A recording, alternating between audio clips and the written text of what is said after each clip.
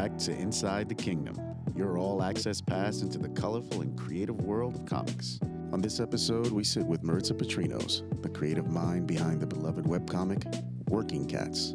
Sit back and enjoy as we dive into Maritsa's creative past, her origins, and as she takes us into the bustling bodega corners of Brooklyn, where we get up close with Taki and Sula, the charismatic cat duo at the heart of this series. All right, so thank you for joining Inside the Kingdom. We're joined today by Maritsa Patrinos. I am, of course, your host, Alex Garcia from King Features. And welcome, Maritsa. It's a Thank pleasure you to so have you much. here. Thanks for having me. I appreciate it. Oh, I'm so excited. I think the world of you and everything that you do there. So I'm so excited you had the time to come and join us and obviously get this King Features audience and beyond to understand who Maritsa is and her work. So this is really fun. Yeah, I'll try to answer it best I can. So Maritza, goes without saying, I'm going to just intro you a bit. You are a cartoonist, illustrator extraordinaire, a part of the Six Cheeks. Let me edit that out. I'll come from there. Part of the Six Chicks team here at King Features, and you are the Sunday chick. Friday Am I chick. mistaken? Friday chick. Oh Yeah. my gosh! See, I got to go back to the well here. You're the Friday Today's chick. my day. Today's Friday. Yeah. Today's your day. How did you come about that work, that role with the team? I was approached by T. Faulkner in I think 2019. So I had just left BuzzFeed where I was doing a ton of comics for them, and they approached me and asked me if I wanted to be a part of it. I think like contracts were renewing and there was some shuffling going on there, so I was able to take that vacancy, and I was like, wow, of course, yes. It was. It sounded like I don't know. It was a very good fit for me, and it's been such a pleasure. That's like 5 years has really flown by. Yeah, it's been 5 years. Well, but before my tenure here, obviously, but obviously we're glad to have you at King, and that was a great find. Because we're now also going to be talking about what you'll be introing here at King Features and Comics Kingdom, and you've been working on it for a while, so we'll get into the background of it in a minute. But Working Cats, which is your Yeah, next feature and solo feature, how does that feel? it feels really good. I just feel like extremely lucky to be able to have this opportunity. I felt lucky to have the first opportunity, and this feels even better. Yeah, it was great coming up with the pitch to be able to show you and hearing enthusiasm about it and everything. Yeah, it's a topic that I'd have a lot of fun with, and I knew that if I was ever going to do kind of a solo thing, that I wanted it to be something that was going to be really fun for me. So, yeah, I'm excited about it. That was really funny, that pitch process. I remember receiving the email. You're like, what do I have to do? I'm like, Ritz, I know you. I'm like, tell me what you want to do. I'm like, tell me what you want to do, and we Like, can work okay. on that. And so, yeah. Well, to me, it's um, like these like strips and Kingfisher is such a legacy company and like such a legacy publication that I'm like, oh, there's like a fortress around it, and it's like impenetrable, and only these like, you know, this royalty that has been here for centuries are the only ones that have access to it. So I was like, okay, I got to put together this formal pitch and everything, but yeah, no, everybody I've talked to at King has been extremely personable and friendly. yeah, I feel like I've done you a disservice. Maybe that would have been fun for you to go through and like, oh, and just the experience of building this Yeah, I would package go for us. into a But, boardroom and have to like justify myself. yeah, the mahogany rooms up hmm at Hearst Tower somewhere, right? Yeah, Um, exactly. So besides Working Cats and Six Chicks, let's talk a little bit about one, your complete background, and some of the stuff you've done and do still outside of that. So I understand you're a graduate of Pace, correct? No, Pratt actually, Pratt Pratt, Institute. Pratt. Forgive me. I'm a Rutgers alum, and you can see why. Uh, So no, it's like these like New York, P schools. It's Parsons and Pratt and Pace, and yeah, yeah. but prior to King, as I understand it, you worked with BuzzFeed, hmm TikTok for some time, and you hmm talk about that a little bit. Sure. Yeah, right before coming and working with y'all, I was at BuzzFeed for about 4 years. They brought me on as an illustration fellow, and then that fellowship kind of turned into a junior illustration job, which turned into a senior illustration job, and that role expanded to developing what was BuzzFeed comics on the different social platforms.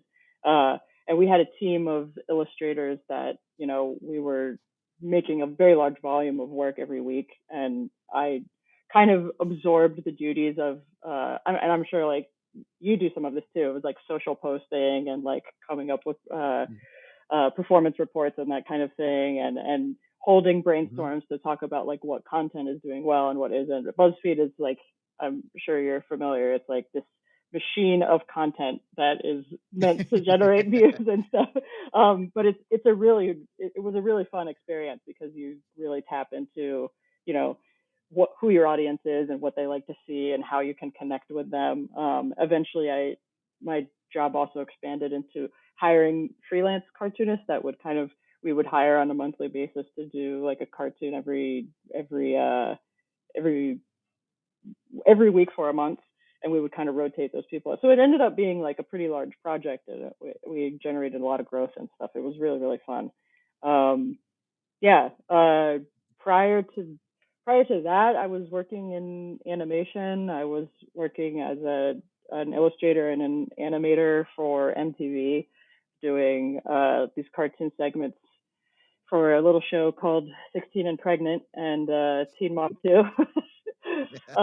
Just little So things, just little things.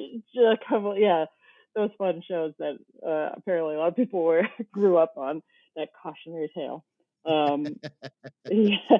Before that, I had a short stint at Marvel in the bullpen. Yeah, and then I think, and after BuzzFeed, uh, I was at TikTok for about 3 years, uh, and that was also a very interesting job because I was working in the marketing department.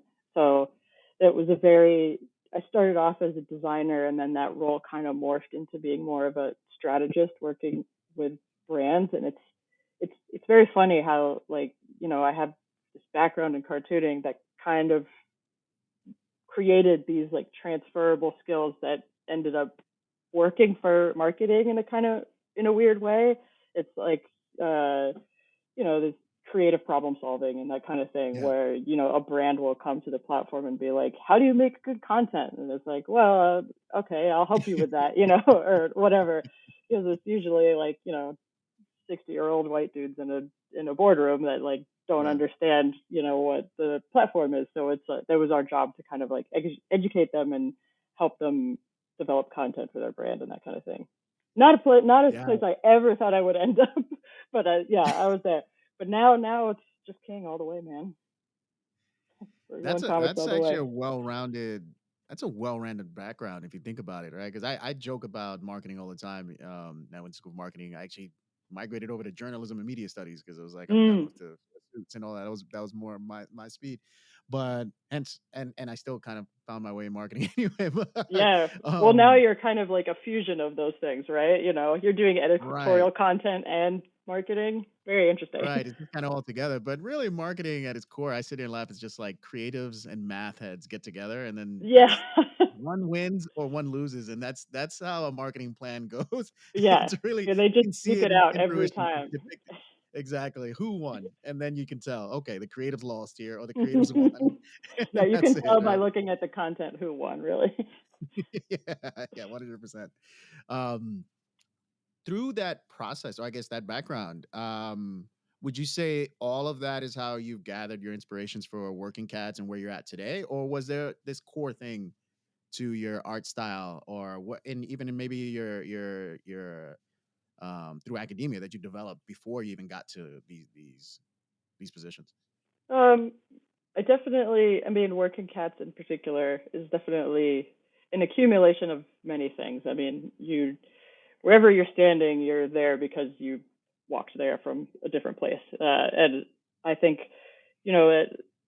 Working Cats is definitely a love letter to the city that I live in, but it's also, I think, uh, uh, it kind of expresses the ongoing like existential crisis that I have about work in general, and like the purpose of work, and how important working is and having a purpose, and like uh going back and forth about what it is that you think that you're meant to do, and it's just these unanswerable existential questions.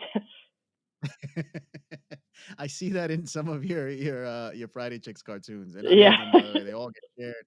I share them with my friends, family, and even my own personal social media outside of like what we're doing Ah, at work, right? But I love them. I love them to death. appreciate that. Where into like, let's go into that a bit in terms of creative process. Where do you well, work is one, and that existential crisis, but where do you find that your draw maybe most of your inspiration from, and even in towards working cats? Like, where do you draw from that as you cartoon? Um, that's always like a very hard question to answer. I think like it's also like I've been drawing comics so long now that it's comics is kind of just a lens that I see the world through now. I think it's the rule that we kind of had at BuzzFeed was like if it's worth like arguing with somebody out at a party, then it's worth making content about. So it's usually like things that are bothering you, things that are on your mind, things that you can't resolve in your head. Just the things that keep you up at night. This is the kind of stuff, and it's also like kind of therapy for me. So if you're having a feeling that you can't reconcile, you like make art about it, and you hopefully come to some kind of resolution with it, or at least you try to anyway.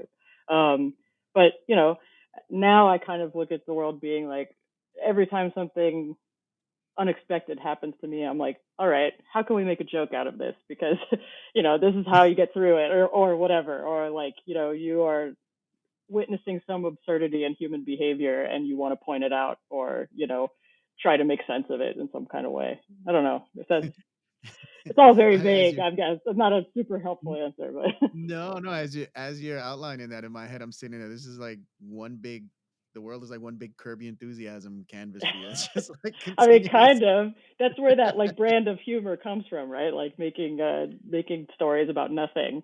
It's like trying to like make content from air. But it also like in a way it kind of like gamifies your life a little bit. Yep. You are going through life, and you have boring days and you have hard days and you have good days and stuff. But if you kind of play this little game with yourself and think like, what can I make out of what's happening to me? It kind of it makes things a little bit easier or enjoyable, or at least more interesting. That's a very interesting. We've had a few guests on here talk about their creative process and where they're pulling that from. None have said that in terms of like um almost that therapeutic element of like solving Right. for what their brain is already asking them. Yeah. I mean, I first started drawing comics like in earnest and on a as an adult in at the end of college, and that was like I was under a ton of stress. You're about to graduate, you're in finals, whatever. And it was just like a very cathartic process. And like the comics were terrible. They weren't really that funny. They were not legible. Like it was more just like I wanted to give myself something to do that wasn't an assignment, and something that could just be mine, just mine. And it ended up being a helpful process for me. Have you ever I'm sure the answer is yes, but on the spot, is there any one or two strips that you've ever done, king wise, or even in your college days? And I know that's a long history of like cartooning, but is there anything that like pop that you always just remember like that was my jam, that was the one, that was the strip, or that was the um, art, that was the drawing?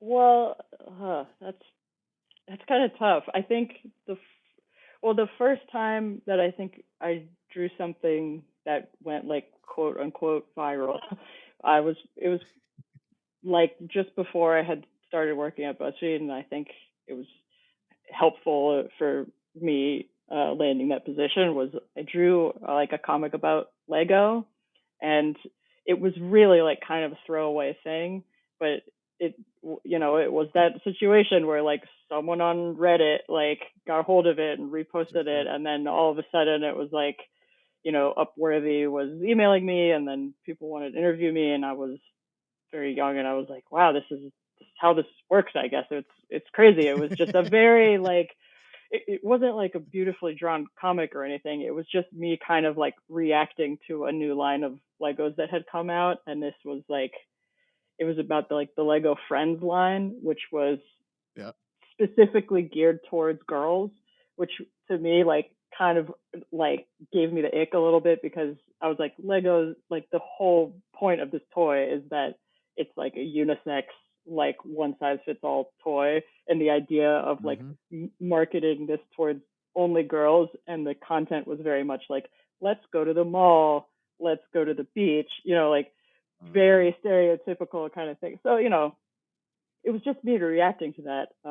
But that was definitely like my first taste of being like, oh, maybe I do have a larger audience, and I'm not just making this for me and my friends.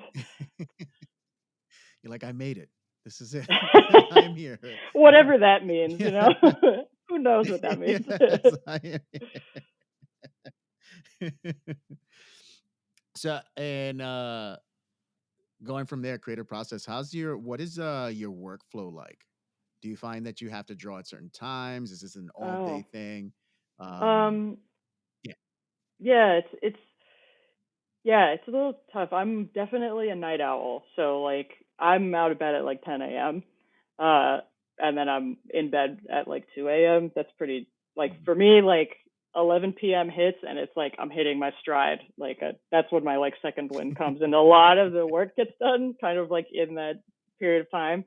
Um, but I think I mean, outside of that, I have a little bit of like project ADD. Like I think I I don't usually sit down and do a project from start to finish in one sitting, even if it's a small project. I usually have like four or five concepts going at one time in various states of completion, and I jump in between them like every couple of hours, which makes tracking my hours really hard. But it allows me to kind of uh, approach my work with like constantly having fresh eyes looking at my work, because I think I and a lot of artists probably too have a tendency to like get really in the weeds and get tunnel vision with their work Yep. and not have enough perspective on what they're making, and then they go back the next day and be like, wait, this doesn't work, why did I spend 6 hours on this?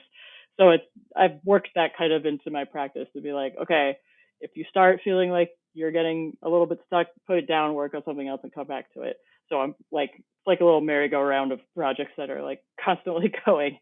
uh yeah, I go to the library consistently if I'm having like an email heavy day where I like need to sit and write, or do idea generation or fill out forms or whatever, all the boring stuff that freelancers have to do.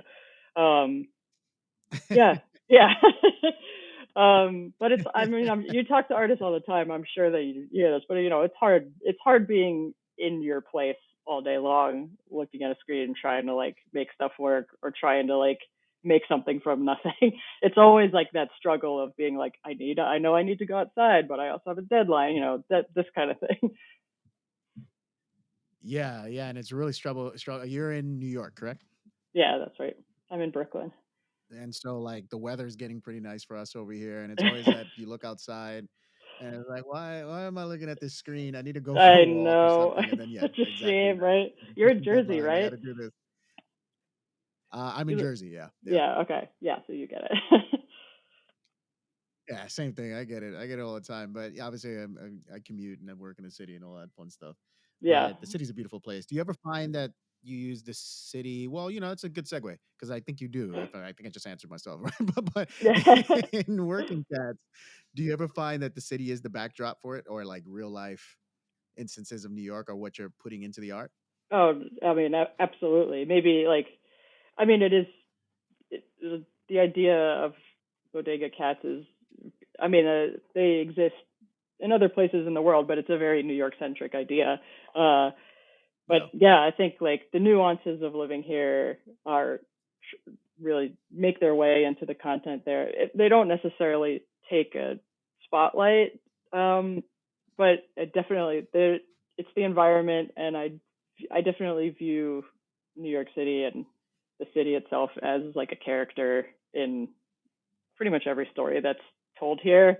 The way the characters interact with it, it's very dynamic and it's very rich. And yeah, I think like I there's something like really I find a lot of joy in like really kind of like grungy, dirty places. And I that's one of the things that I like want to spotlight is like how beautiful the grime and dirt and trash is like in Brooklyn, and it gives it so much character, and you know, uh, yeah, and it's just a very rich place for storytelling and for detail and all that stuff. What was the catalyst for Working Cats? I know you wanted to create something for yourself and so, but I guess the question would be why Working Cats? Was there one moment that you said, you know what, I want it to be about cats. I wanted to be about bodega cats. um, What defined that? I think I don't know. It happened more incrementally than that, probably more organically. I think most stuff for me starts with like doodling in a sketchbook. So I think, I started doodling cats just kind of like as a practice for like character design. You experiment with different silhouettes and shapes and how they interact and, facial expressions and that kind of thing. And I started gravitating towards certain characters I was making and refining them a little bit. I think I I also like where I live in Brooklyn. There's a like abandoned school behind my apartment that they're now developing it, and they're doing construction on it and stuff. And they're turning it into a homeless shelter, which is like very nice. It's Oh, that's good. good. Good. It's a good thing, yeah. But it was abandoned for years, and it was full of feral cats that were like living in it. So and then my window at my studio like kind of looks out, or the office here looks out onto it. So, I'll be working here and then I'll kind of watch the cats and make up little stories and like imagine what their days are like and what their lives are like, and do they know each other? Oh, look, these two I see them together a lot. I wonder what their dynamic is, like I wonder what their day-to-day lives are like. Do they hunt? Does somebody feed them? Does somebody think that they're their cat, but they're actually like they have another secret family somewhere? Like you make up these little stories for yourself, and usually the answer is they're sleeping 23 hours a day. They don't really have that much going on, but it's fun, They're just So surviving, right? They're yeah, they're surviving all and doing just what they're doing. vibing and catch a rat every once Yeah. in a while. But yeah, I think it made me think about like the larger like ecosystem of uh, cats that live in the city, like feral cats that live in the city, because they do have interesting social dynamics, and we have this funny like symbiotic relationship with cats, whether you have a cat as a pet or if they're a cat with a job that you have them there for a specific function or whatever. We've kind of like evolved in a parallel fashion, and cats, they all have strong personalities that are Yes. always really fun to play with. I mean, I don't need to tell you that there's like a gazillion comics out there about cats, and it's like it's for a reason. They're very dynamic characters. Yeah, and we were talking about this pre show. Obviously, you're a cat owner. I'm a cat owner myself, and my little guy, I live in terror that he's just gonna knock over the studio equipment because of his personality is that he's just a knucklehead, and so Yes. yeah, 100%. And I'm so happy that we're cat lovers here at King. And Ayla, Yay. your editor, once I told her we're bringing it work, because she says yes, yes, because she's in love with cats herself, and so it's an odd thing that we're so we're so I attached to know cats it. I equally I as can't dogs, right? explain But it. it's I a weird think thing. like it's a worm that got in our brain. We love them. We have this like ancient history of like having this symbiotic relationship with cats. It's Yeah, we and it's have it like with the dogs too, but it's different. It's a different relationship. right, and I think I love I love the push and pull of the cat, right? Like a cat's just like they're only gonna come hang out with you when they want to. Where a Yeah. dog is just like consistently like, hang out with me, hang out with me, hang out with me, Yes. hang out with me. Yeah. You Yeah. know? Exactly. Yeah. I enjoy the Um, independence of the cat. Like it's aspirational in a way. They don't need yeah, right. Like, anybody. They you don't know who need I am? anybody. They're keeping I you have to around because earn they your want time to. in my household. You know what I mean? Yes. Like, what are you talking Exactly. about? um, Speaking of working cats, and we got some of the inspiration. I'm glad to hear that it was like literally across outside your window I that know. help Yeah. you start this thing here. That's totally ADHD brain, by the way. I can hear you. You're just like, what's going on? Why is this cat doing this? And where's his Yeah, life? And I all that know. stuff. Yeah. I understand now. I Where understand. you're I like, I understand. can't focus, so I might as well turn this into an idea, you know? And my I'm cat aligned too, with you. I'm sitting here yeah, with you all got sorts of it. You got questions it. now. My cat too, I think, is like a Um, former bodega cat who I think left left his home in the bodega and like followed a friend of mine home. So like I have this, headcanon that he decided he was going to retire, or he, decided that that life wasn't for him and he wanted to, take the cushy life at home. And so, you build these narratives in your head where the cats are like, do I want to work? Do I want a job? Like, is this fulfilling for me? What do I really want to do with my life? All these questions you ask yourself. yeah, as I'm hearing it, I already seen the strip. I've seen the work and obviously the submitted stuff. But as you're even explaining it now, I'm finding it hilarious. That's it. That's just it's gonna be such a good thing, and I hope our fans enjoy it just as much. Yeah, I hope so. Um, so before it was a strip, this was a zine, correct? Yeah, it was like, I did a couple of them and shared them on social media, and I got kind of attached to the material. And I made a little zine. Let's see if I have something here. Um, I made a little zine. This is the second one that's coming out. Um, he's in a bag. Um, sorry, you can't see on a podcast. I don't know why I did that. Yeah, and it sold pretty well, and I submitted it to the Massachusetts Independent Comics Expo, which I love. MICE is a great expo, and I got a little grant for it, which was really nice. That was really nice encouragement for me to keep going with the material.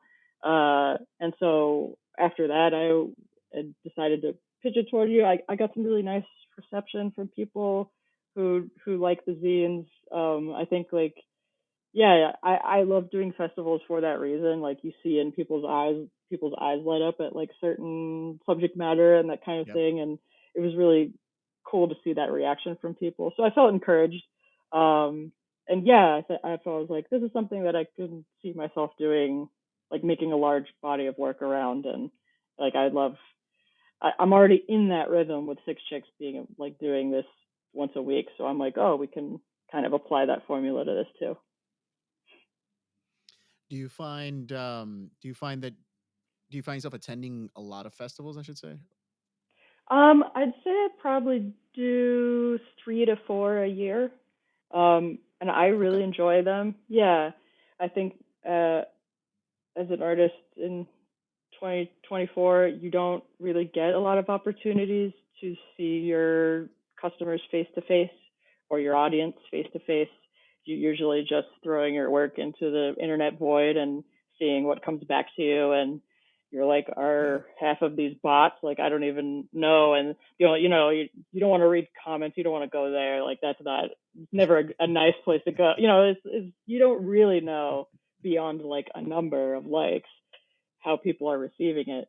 So if I get an opportunity to be able to sell things to people like in real life, I get that real time feedback of being like, oh, it's again, you're from a marketing background, so I think you understand a little bit too of being like, oh, I'm kind of like analyzing, seeing like how their eyes, perceive your table and what they're drawn to and what they kind of skim over, what's going to make people pick something up and read it, you know, that kind of stuff where I'm like, oh, okay, I understand who my audience is like so much better now that I'm meeting them in person. And it's also just very motivating and gratifying to go to these festivals where you're surrounded by art and you're surrounded by artists and you're surrounded by people who are passionate about art and artists. Because again, like we're kind of just sitting in a room and it's easy to get discouraged and being like, who am I making this for? What am I doing? Whatever. And then, you have these moments where you're surrounded by like-minded people and it all kind of crystallizes the purpose of it and the joy of it kind of accumulates. So I like having those opportunities a lot. Through that experience and with the zines, have you I guess has your audience already identified who their favorite cat is? Or have you even um, established a character in the zines now that I think about it? yeah, I mean, I'm hoping to like refine them even more. I think like the little guy who's kind of the center of it, who I think is we're gonna we're gonna name him Taki. He is like kind of the entry point into the world because he's like a kitten and he doesn't know anything about the world and he doesn't know where he comes from. He doesn't know what his purpose is. He's just kind of looking for someone to guide him, and he's extremely round.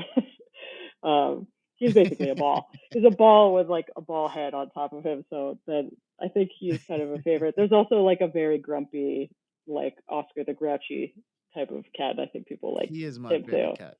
That is Yeah, my that's favorite. your That is my favorite. favorite Yeah, cat. yeah. And the ATM strip got me. Like that ATM strip is the one for me, and that's what won me over. And I was like, "That's my cat. That's my guy." Yeah, yeah.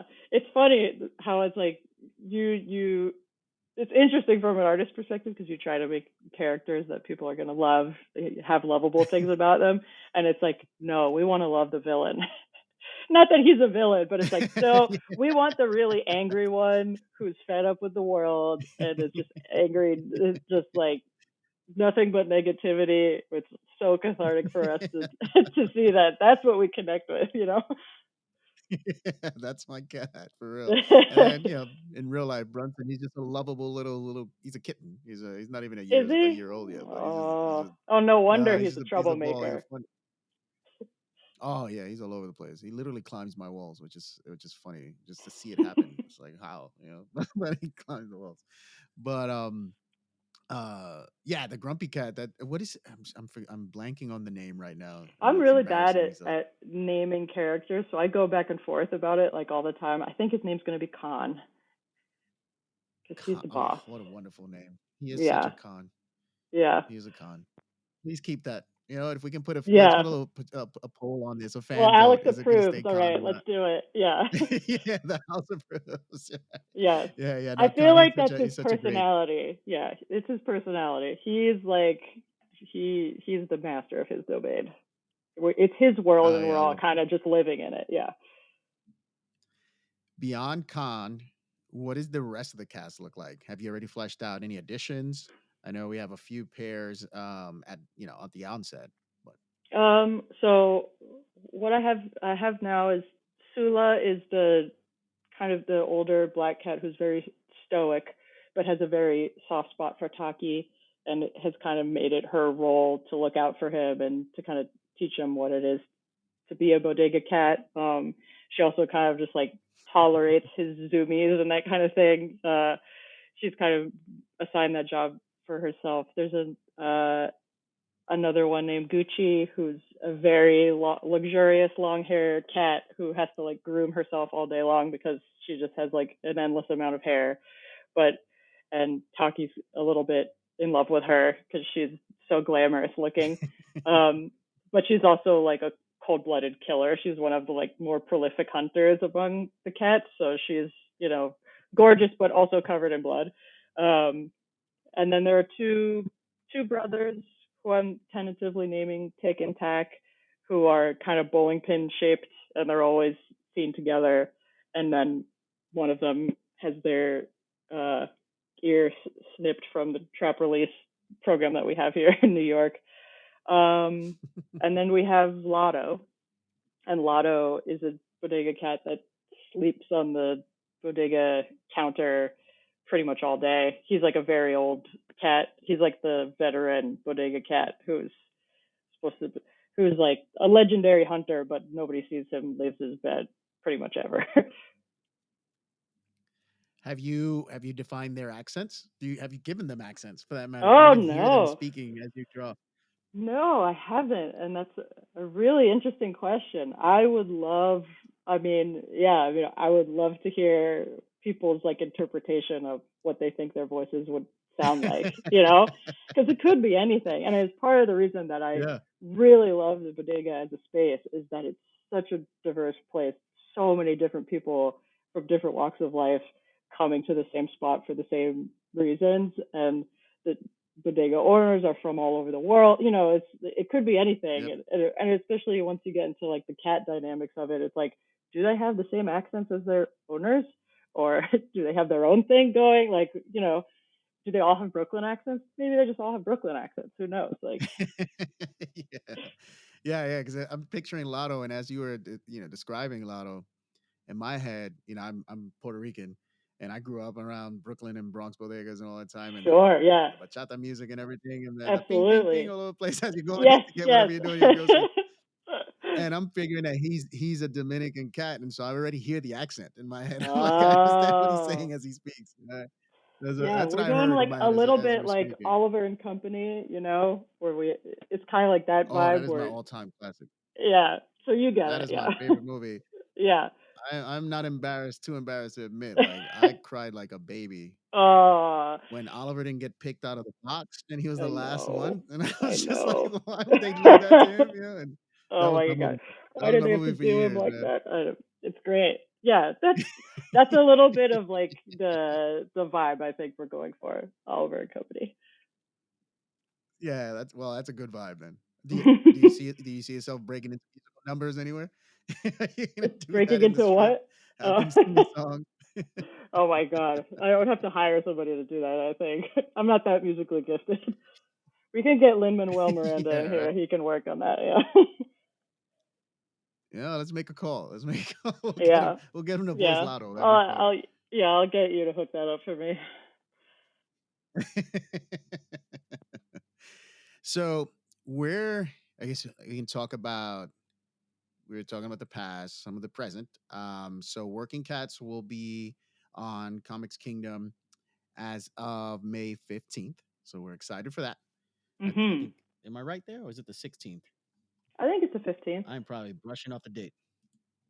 I'm going to pause a second here just to confirm the date and then I I can want to re say edit it's that. the 15th. Yeah.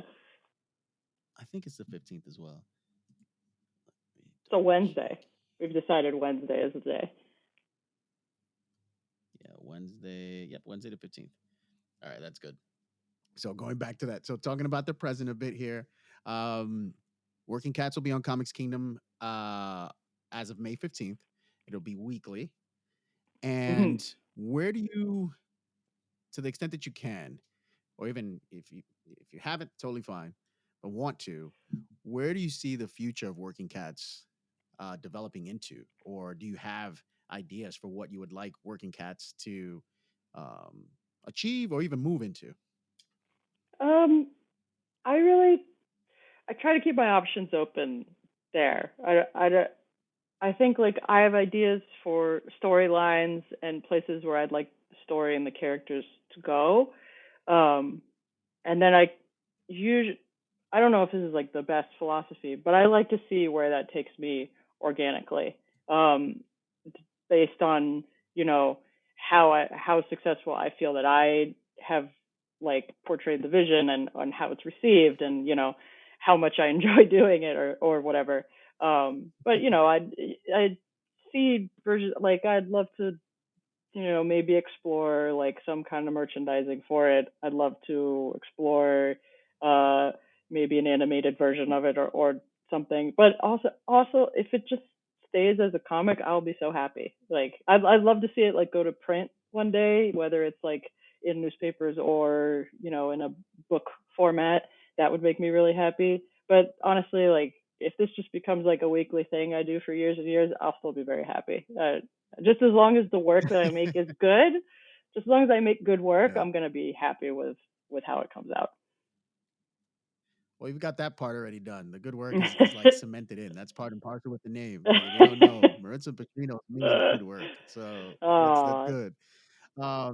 I'd love to see personally, I'm gonna have to make that call with Lynn happen because I'd love to see an animated voiced over version of Working Cats at some point. yeah. And I think our audiences, as they get used to seeing this content more frequently and get more into the world that you're going to be building here, hopefully we'll hear the same from our audiences and they'll really, really fall in love with these characters and stories that you're drawing here. Well, I hope so. That would be great. I hope people enjoy it. It's a no-brainer, folks. Anyone listening and watching along right now, believe You me, don't you have to want live in this. Brooklyn to love it. It will still be fun. So Before we cut out of here, do you have any other maybe future projects or things that you're working on in the pipeline in addition to Working Cats? Your portfolio sounds you sound like you got a full suite now that I'm hearing it. It's Working Cats, obviously Six Checks, all that stuff. So yeah. I'm well, I think by the time this comes out, it will be done. But I'm going to be in Toronto next weekend for a festival where I'm going to be, debuting a new zine. So by the time this comes out, hopefully that zine will be online if you want to check it out. It's the second issue of Joy. It's like a short mini comic. Uh, yeah, and then after that, I will be at the Small Press Expo in September. May or may not be at Cake in Chicago in August. Yeah, so if you're in any of those places at any of those times, come out and see me and see what I've got. I do a large amount of risograph printing, which I don't know if you're familiar with that format, but Hmm. it's essentially like for anybody who doesn't know, it's essentially like a big Xerox machine that does like screen printing. So it kind of prints layers of color one at a time. Always been a big enthusiast of it. So I print all my zines that way. I print a bunch of prints and art that way. Really? Uh, yeah, yeah. It's just primarily the what I do when I sell stuff at festivals. So if you're interested in any of that, I have an online shop and I sell at festivals and stuff. Always expanding the prints that I've got. Yeah, and if you're an artist and want to experiment with new ways of making physical reproduction, I recommend it. It's really fun. Well, that's awesome. Actually, I love how this is kind of like happening in real time right here. We recently actually interviewed D Parson. Are you familiar with D Super D from Yes, that's Rosebuds? right. Yeah, rosebuds. Yeah. Yeah, so I'd love to get you two talking in a room and because he's all about print work and all that sort of fun stuff too. And I don't know that he's going into the depths that you are, but uh, No, but he's got to a the extent huge, there's some huge backlog, huge portfolio of work. I could definitely learn a thing or two from him. and probably vice versa. Um, But that's a yeah, it goes without saying, obviously, Comics Kingdom will be the home for this, weekly. You should share your festival schedule with us as well, not necessarily here on the podcast, even though you did, but to some extent, but what you have upcoming, 'cause we on the website, one of the cooler things that, your audience and hopefully growing audience will come to see is that we'll go ahead and make that sort of like a centralizing point in addition to maritsapatrinos.com of Oh, your activities. So cool. if you have upcoming festivals or places that you can, the people, your fans can meet and greet, prints that you are selling independently, et cetera, and all that stuff. It's a nice little place as you consume Working Cats and have fun with the strip. You can go ahead and extend beyond that and see what Maritza has going on in her Oh, world. that'd be great. But Yeah, yeah, sure. we know how I to make never use of thought that about feature. that. Yeah. Yeah, no, I know. You've done a good job It's of. hard, it's hard, it's hard. I There's know, so I many know. the world of an artist today is so it's just so fractured with everything I everywhere, and you know. have to be everywhere at once, right? But And you have to that's be able part to of what do we wanted to everything. solve for here. No, but you've Yeah, been very yeah. helpful in reminding me to like put my marketing hat on and, self promotion. It doesn't come easy, I think, to like most artists. They need to be reminded to like interact with people. To some extent, to some extent. I kinda lovingly say, yeah, I guess my job is to make sure the business side of what you're doing works so Right. that you can keep on drawing, right? Because Yeah. we gotta make it easy for you, so, Thank God yeah. for you because we need all the help we can get. Yeah, yeah, and then some. We still need some more. But Yeah. with all that said, though, this was really, really good. Maritza, where can we find you outside of Comics Kingdom? Um, well, I'm on most of the platforms. Instagram is my big one. I have a Facebook page, TikTok page. Yeah, I'm blessed enough to have an extremely unique name. So if you Google me, I think I'm the only one that's going to come up. Uh, and you'll find me pretty easily. Yeah, Maritza Patrinos, rhymes with pizza. It's yeah, Say hi. Shoot me a message. Say Well, hi. Maritsa Yeah. Patrinos, and of course, she's Friday Chick. I remember it now. Friday Chick. I got that down. Not Sunday. She's Friday Chick on the Six Chicks strip, daily comic strip, obviously available in newspapers, websites, digitally, and Comics Kingdom nationwide. And then soon, and by the time you're hearing this, also with Working Cats available weekly at comicskingdom.com. And we hope you enjoy. Find your favorite cat and let us know what language he speaks in and what that accent is. I'll be so curious to know. Send me your feedback. Yeah, that'll be really, really fun. Well, again, thank you for joining us. Thank you, Maritsa. And ta-da. Yeah. Thanks for having me. Thank you for listening to Inside the Kingdom. And thank you to Maritsa Patrinos for joining us today and expanding on Working Cats and all of the magic behind her beloved webcomic. A reminder, if you enjoyed today's episode or any of our episodes, please like, subscribe, share, and review. It goes a long way to making sure that this podcast is enjoyed by others and we continue to deliver more of Inside the Kingdom.